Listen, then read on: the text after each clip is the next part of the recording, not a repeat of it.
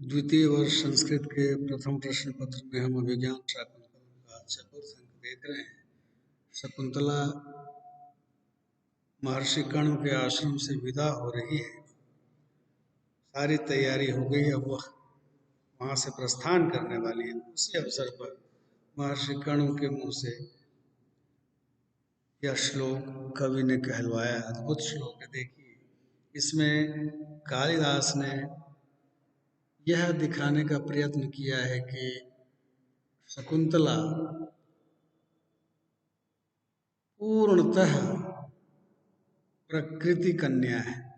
प्रकृति ने ही उसको पाला है, प्रकृति की गोद में ही वह पली है। और इन सब से उसका अविच्छेद्य संबंध है। प्रकृति उसके मन में, प्राण में बसी हुई है। देखिए कितना बढ़िया श्लोक है।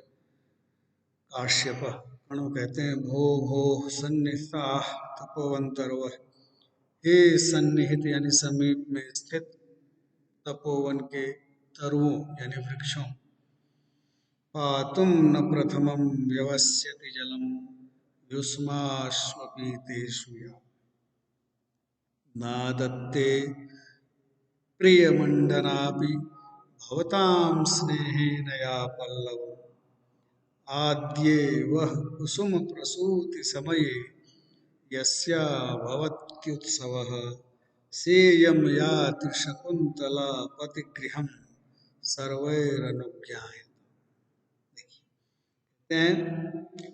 या युष्मासु अपीतेषु प्रथमं जलम पातुं न व्यवस्यति।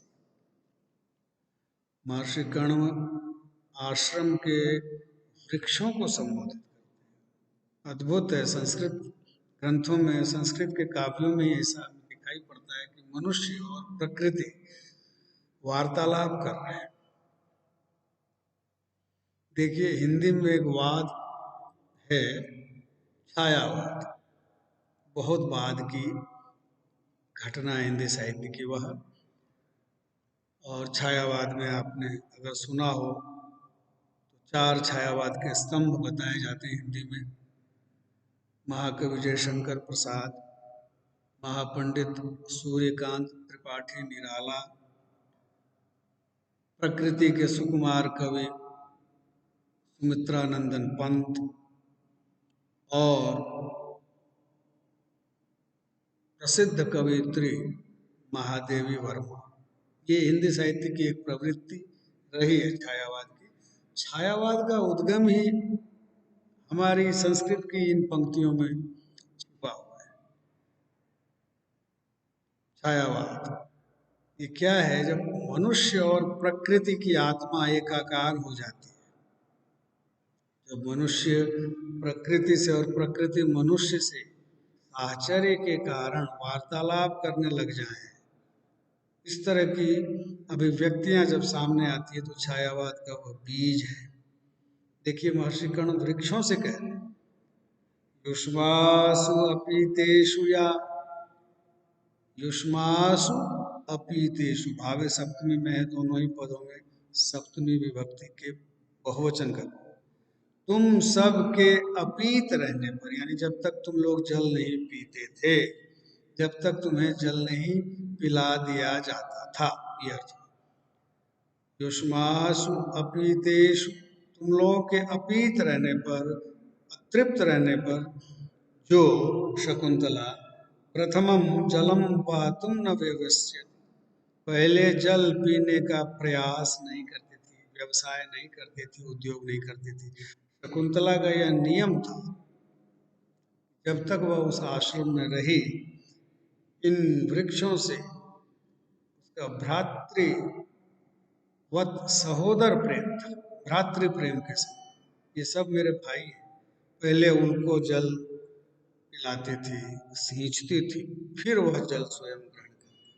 यही बात महर्षि कण्व कह रहे हैं, पातुम न प्रथमम व्यवस्यति जलम युष्मासु अपीते। तुम लोगों के अपीत रहने पर, तुम लोगों ने जब तक जल नहीं ग्रहण किया होता था, उसके पूर्व ये कभी जल ग्रहण नहीं करते। पहली पंक्ति,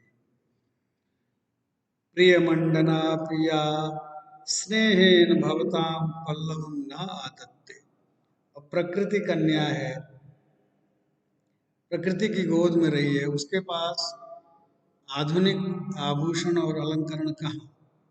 स्वर्ण, रजत, हीरक, मूंगा, ये जो मणिमाणिक्य हैं, इनकी इनसे बनी हुई वस्तुएं उन्हें कहाँ प्राप्त हो सकती है? जो वन में रहती है, जो वन बालाएं, तो वो अपना श्रृंगार कैसे करती है? प्रकृति के उपादानों से, पल्लवों को लेकर, पत्तों को लेकर, वृक्ष की छाल धारण करना, यानी सब कुछ उन्हें प्रकृति से ही प्राप्त होता है। तो यहाँ महर्षि कण्व कहते हैं कि वो प्रिय मंडना है, उसे आभूषण बड़े प्रिय थे। मंडन यानी आभूषण, सजना सवरना बहुत प्रिय था शकुंतला। प्रियमंडना अपि, प्रियमंडना होकर के भी भवताम स्नेहेन, आप सबके स्नेह के कारण, आप सबके प्रति सहानुभूतिपूर्ण स्नेह के कारण नादत्ते पल्लव, ये तुम्हारे पल्लवों को कभी नहीं तोड़ती थी, नूतन पत्तों को कभी नहीं छेड़ती थी। कई लड़कियां, स्त्रियां अपने बालों में, जूड़ों में पुष्प, पल्लव इत्यादि खोस लेती हैं। वही कहा इन्होंने कण्व ने कि इसको अलंकरण बड़े प्रिय हैं, सजना सवरना बहुत पसंद है, लेकिन शकुंतला ने तुम सबके स्नेह के कारण आज तक तुम्हारा कोई कोमल किसलय नूतन पत्र नहीं तोड़ा होगा। फिर कहा वह आद्ये कुसुम प्रसूति समये यस्याः उत्सवः भवति, वह मतलब युष्माक, तुम लोगों के आद्य मतलब पहले पहले, प्रारंभिक, आद्य आदिम प्रारंभिक, कुसुम प्रसूति समय, जब पुष्प की उत्पत्ति का समय होता था, किसी पौधे में, किसी वृक्ष में जब पहली पहली बार पुष्प प्रस्फुटित होता है, पहली पहली बार जब उसमें से पुष्प उत्पन्न हो रहा होता था, तो यस्या भवति उत्सव, तो उस शकुंतला के लिए तो मानो उत्सव होता था। वो प्रतिदिन प्रतिक्षण वृक्षों का निरीक्षण करती थी, पादपों का जिनको सींचती थी, उनको देखती थी कब इनमें नए पत्ते आ रहे हैं, कब इनमें फूल आएंगे। और जब किसी पौधे में, किसी वृक्ष में पहली पहली बार पुष्प की उत्पत्ति होती थी, तो मानो शकुंतला के लिए उत्सव होता था। जैसे किसी पुत्र के जन्म पर उत्सव जैसा प्रतीत होता है, किसी संतान की उत्पत्ति पर जैसे मनुष्य उत्सव मनाता है, उसी प्रकार शकुंतला भी तुम लोगों के जब नए नए पुष्प आते थे, उसको उत्सव के समान मनाती थी। एयम शकुंतला सा इयम, वही यह शकुंतला पतिगृहम याति, अपने पतिगृह को गच्छति, जा रही है। वही शकुंतला आज अपने पतिगृह को जा रही है। सर्वै अनुज्ञायताम, आप सभी उसे अनुज्ञा प्रदान कीजिए, क्योंकि आपके स्नेह के कारण उसके चरण यहाँ से आगे नहीं बढ़ेंगे।